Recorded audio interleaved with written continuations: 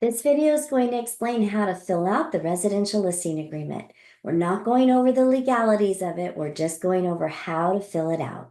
Okay, as with all of our agreements, they start with the agency relationship. So in this case, we're going to mark the seller boxes, put in the seller's names, your brokerage here, your brokerage license number, your name as the list agent, and the list agent's license number as well.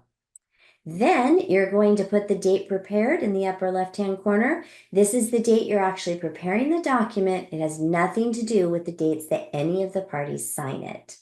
Okay, you're going to put the seller's names on this line, your list, the brokerage name here, the property address that's being listed here, along with the city, the county, the zip code, and be sure to add the APN number.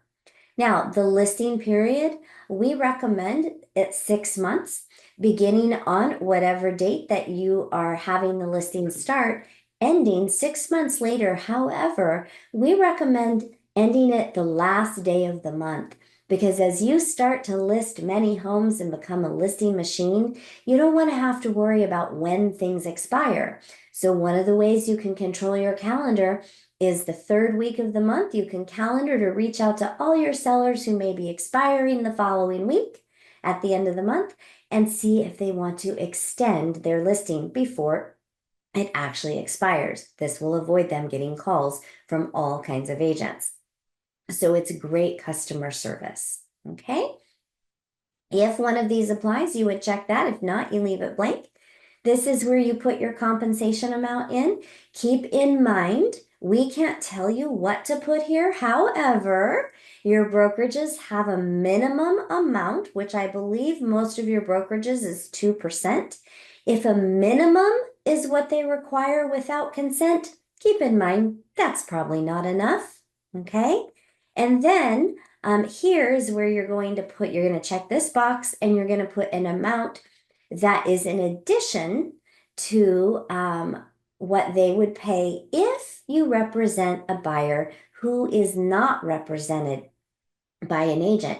Keeping in mind, I recommend this being not a lot less than this, maybe a half or 1% less than what you put here, because you're going to be doing basically all the work that a buyer's agent would be doing. You just don't have that fiduciary relationship to them, and your fiduciary responsibility is to your seller, in which case you're going to be facilitating everything for the buyer.